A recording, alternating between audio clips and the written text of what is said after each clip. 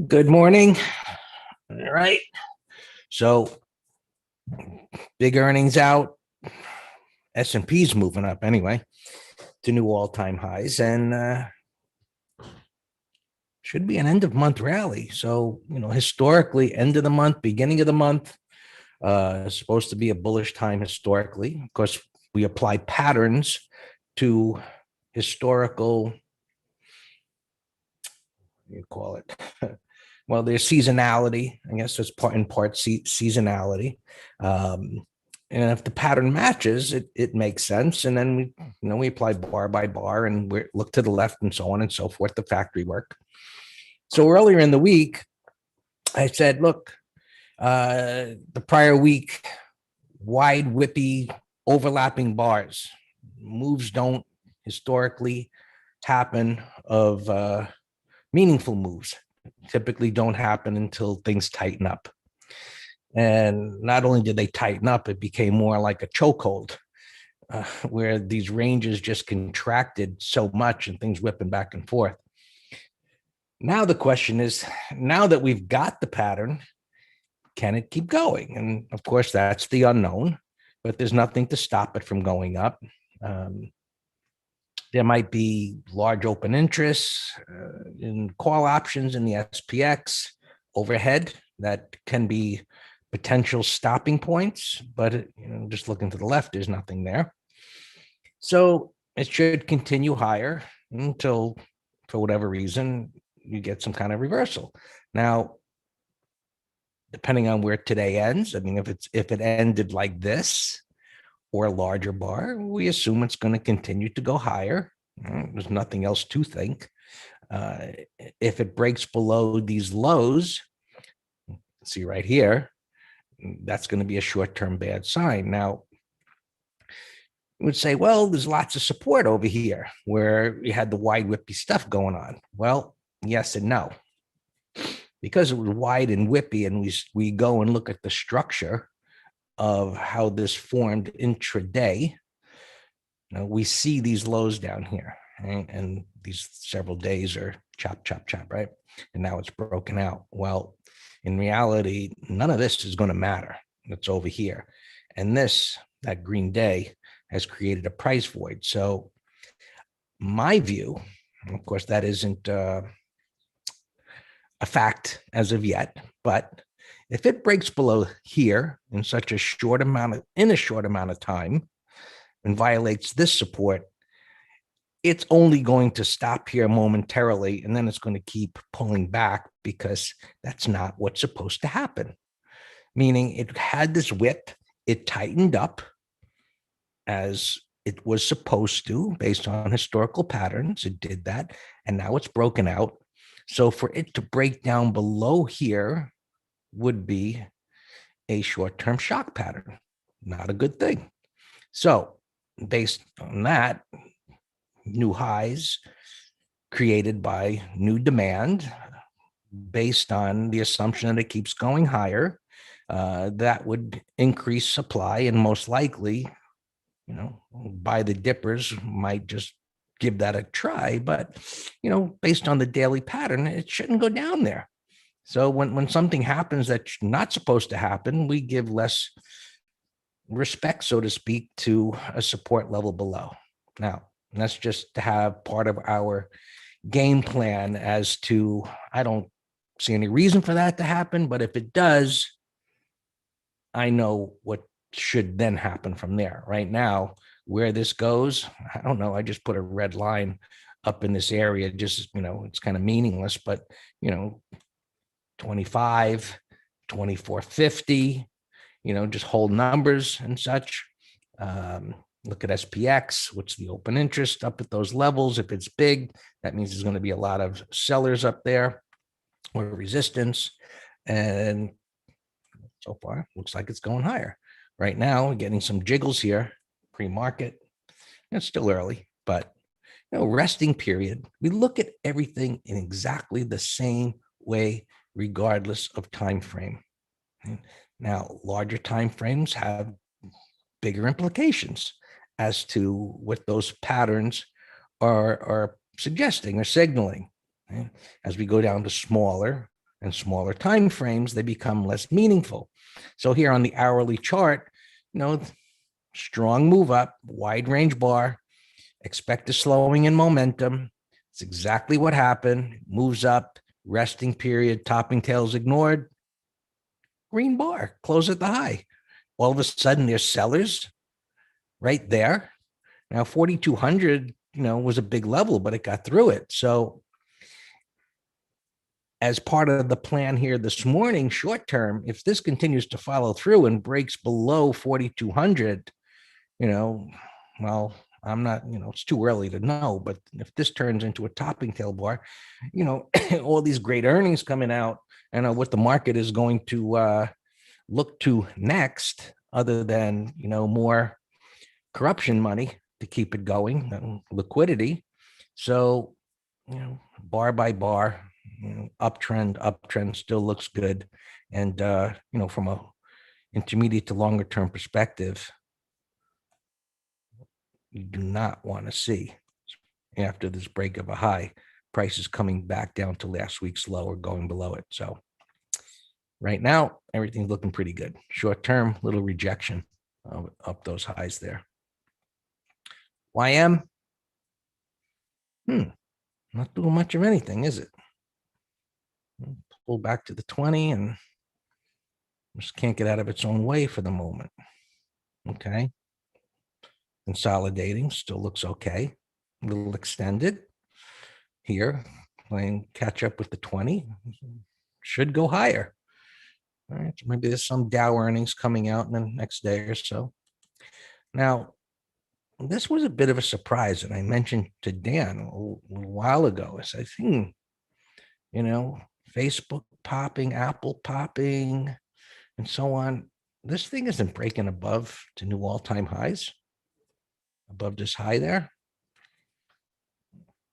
Does that mean something significant? I'm not sure yet, but I would have thought that it was clearing the highs up here, and it's not.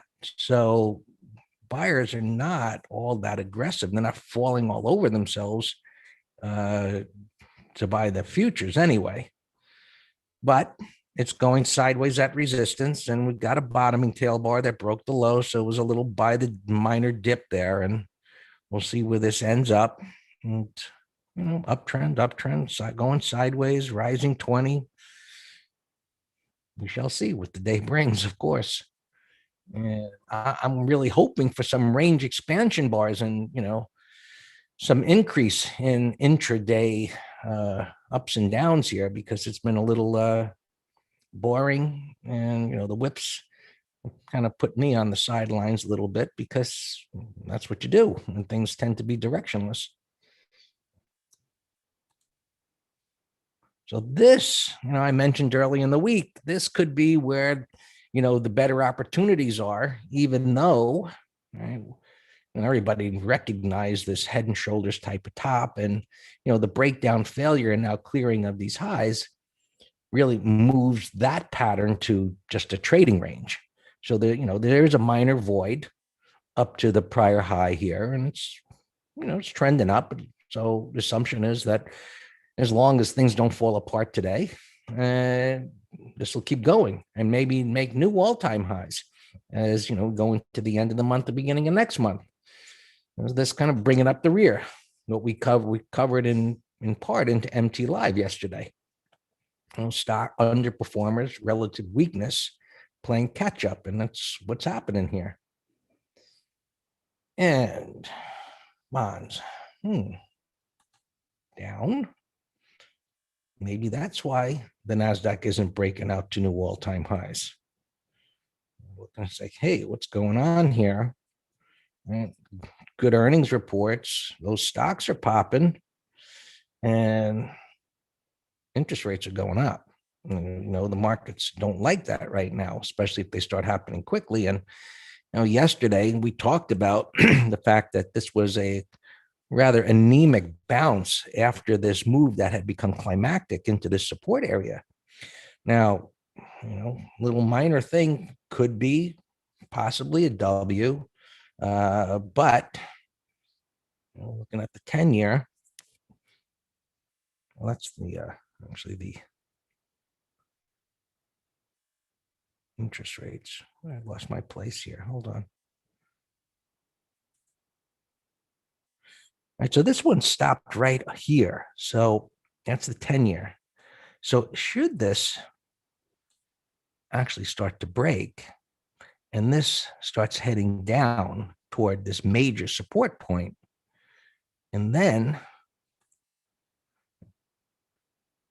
you see the 10-year gapping above that, should this accelerate into 2.0, which is a lot of resistance there, but the way the markets kind of work, everybody looks to the left and sees that, and probably just for good measure, this pushes up above that, and that kind of unnerves hedge funds and saying, you know what, not only is it moving up and clearing that high, maybe it perks up above 2.0, and it could be, the selling may go away type of scenario.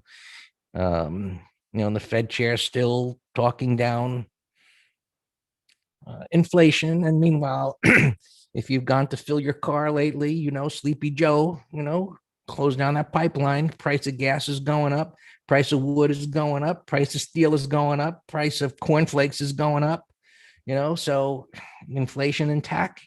Yeah, keep singing that song. Bond market don't believe it.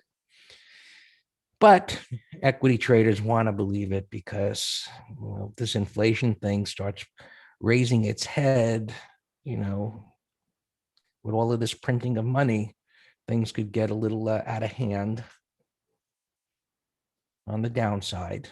So we always want to be prepared, keeping an eye on the exit doors. Greatest things look at the moment. And crude oil. A little bit more inflation pressures there.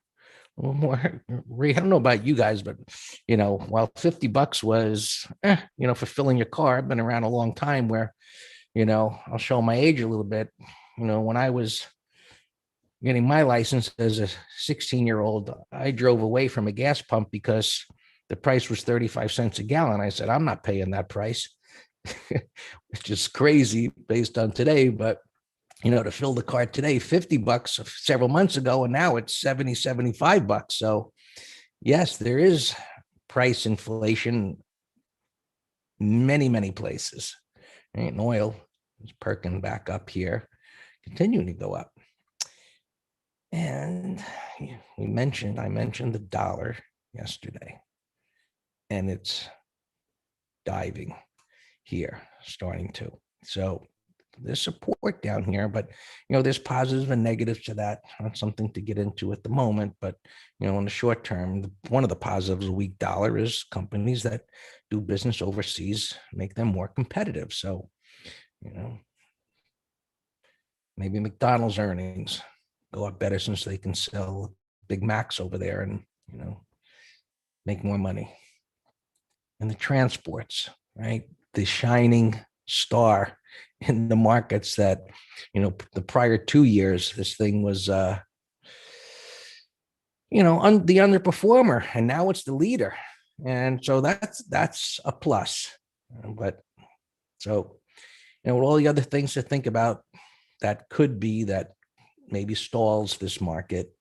This is something that the underpinnings is a very good positive. So there it is. We'll see how today ends. Right now, those interest rates perking up, and the fact that the NQs kind of, I wanted to see him take that out. So I don't know if this might turn into an M top. This did start with a real nice big momentum move, but it came out of a correction there. Nonetheless, if this comes down here, the psychology of patterns is one in which, buyers are going to be disappointed, and that tends to bring in more selling. So until it breaks, we'll assume that it's going to go higher. Right. Well, yours, Dan.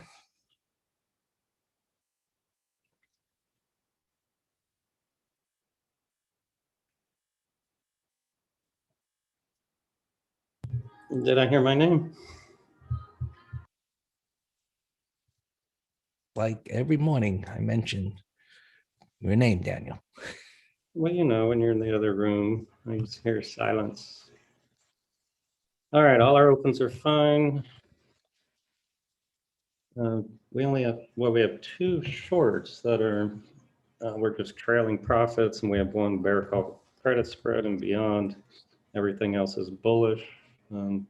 Everything looks fine. On a ton of earnings here, so let's just go right to those.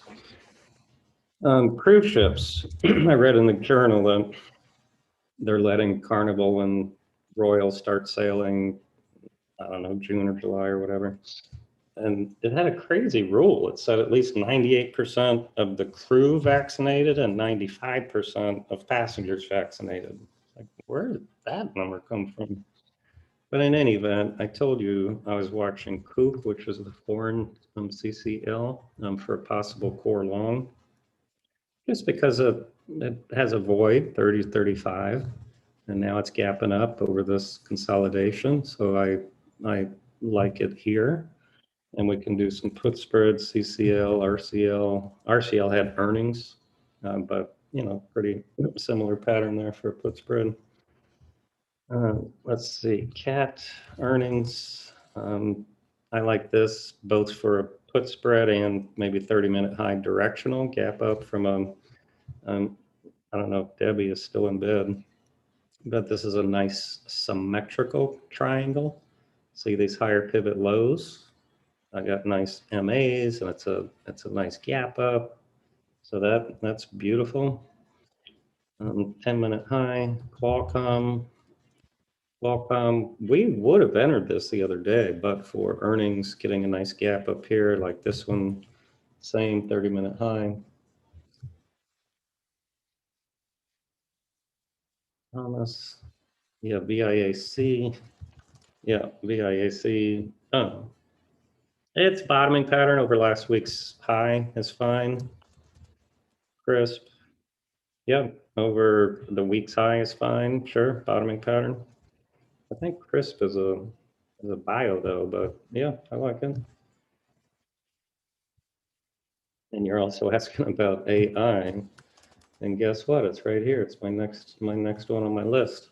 We're already in a put spread, but I like this as a directional also over the week's high. I see plug bottoming pattern gapping up 30-minute high. That might be a short-term bottom. ADS. Yeah, there are so many bullish patterns right now. I think we just got to focus on the best. Right here getting its head chopped off. Nothing to do with it. Overstock. Nice gap breakout. So this is a put spread candidate. I obviously liked it earlier when it was hovering around 76 bucks, and all of a sudden it just did a $5 little jaunt, which is gonna make it less premium. Oh, good. Excellent question, Rocco. Yeah, excellent question. We were talking a lot about our strategy into FOMC, and I said, don't get caught up on the post FOMC whips. And I said, typically the true move happens at 10:30, and that's just a general rule. And I would say it's more of a general rule when the morning is still kind of directionless.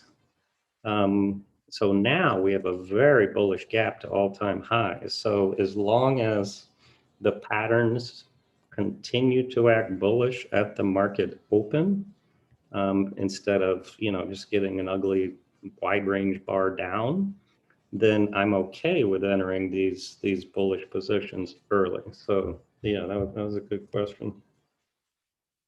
MA. Now see, this is exactly what we do not want the spiders to do. We don't want it to gap up here and do this at the market open. Then I would say, Rocco, danger, danger. This is not normal. Gap into an all-time high and just getting slug into. So that's perfect example of what we don't want to see. Algin, yeah, I mean, it's a bullish gap to all-time highs. So what you do on any gap is put it in a 5-minute thumbnail and let it give you a bullish setup. It's that slide we show in MT Live all the time, which are the 9 little pictures of bullish money patterns. That's all you're looking for. Put it in there. On big gaps, I prefer 30 minutes, give them time to kind of set up. But yeah, of course it's bullish. JRD long Dominion. No, no, it came down kind of hard and I can't tell where it's gapping. ICLK for Jose, never heard of these things. It's a bottoming pattern. I'd rather, there's so many more bullish patterns. Not, the bottoming pattern has to be really nice, or I'd rather not mess with it. That's fine. Again, another bottoming pattern over last week's high. This was a sell setup, but now it's gapping over yesterday's high, so nothing to do with it. Tilray, yeah, we did a put spread yesterday. No, it's not too late. No, I'd say 5-minute high just to make it, and I gave a put spread on Tilray yesterday, and we also entered OGI, and this still looks great. And then I have 2 or 3 others I posted, and I said, you know what, let's just wait for today. Make sure there's follow through both to the market and the sector, because this sector has had a crazy reputation for whips around and false breakouts. ATKR, 84. Yeah, that looks fine, McGraw.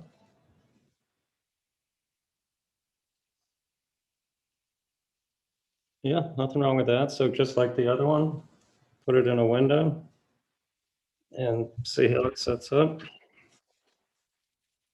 SGFY. Rita, I have no idea what you're looking at and what time frame, but it's up 8 bars at resistance, so there's no long. I don't like the way it trades intraday. It's light volume. If you were wanting to short it, set an alarm near the lows and let's see what it looks like. TDOC here I have as a call spread, 30-minute low, bearish gap down. Now see, here's a great example of, we had this as a bottoming pattern watch and I had an alarm set, and now at earnings and it's gapping down. So see, that's the danger of bottoming patterns. Remember when we say, hey, we don't know if this is just a consolidation to go lower. That's why we're looking for that event bar that we talk about. I mean, give me something that says that I want to go up, like this CRISP. See, CRISP, these last 3 bars are telling me now things have changed. You see the difference of CRISP and TDOC? CRISP. Yeah, it's therapeutics though. Yeah, I thought I recognized that name. I'm not going to trade therapeutics, but I like the pattern. Overstock we talked about, put spread now. So look, this was an M top. And do you remember we also talked about yesterday, could this be an M top on the Qs or bullish consolidation ready to go higher? And I gave you my opinions yesterday why I thought it was a continuation to go higher. But now, NOW, this could have been the same. Had a big move to resistance, a small little breakout failure there, upside shakeout. So I would have told you yesterday, said, I don't know. I don't know if this is going to go sideways and up or be an M top. And today's gap, bearish gap, is making it an M top. But it's a big gap all the way here to this 50. That's going to make it hard to do anything with it. Bloomin' Onion, 3011, sure.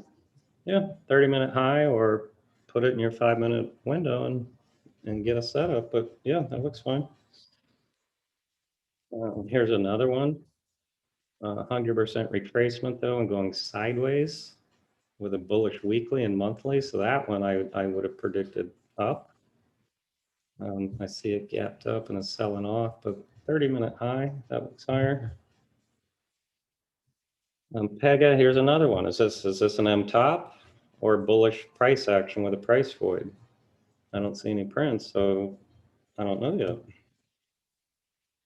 PI bottoming pattern. Can't tell where it's printing. eBay, that's a big bearish gap on eBay. Gap in here to 57 and change. See, the gap's too big for me. Rocks 10, I mean pre 106. It's a bearish gap, but it's a big fat trading range.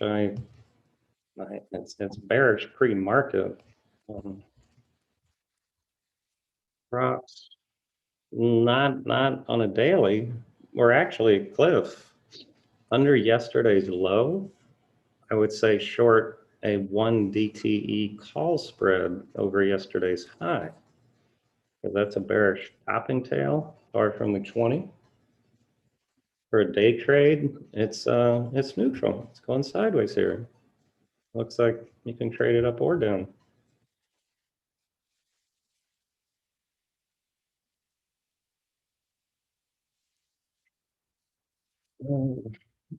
I don't like the way this thing trades, all the overlapping bars, but it's a nasty gap here to the 200. So, big gaps to the 200 at a prior low. It could stabilize. We'll see what it looks like at 10 o'clock. Dish had a big run, gapped up, down a little bit. 30-minute low can be a day trade. ATOS, it's a mess. Warren, I can't tell where it's gapping, but over a prior bar's high might give you a little bounce trade. URI, it's range bound. Like the way it trades. India Romeo, there's a breakout. I see just one print down here, but over yesterday's high, it's bullish daily, weekly, monthly, IR.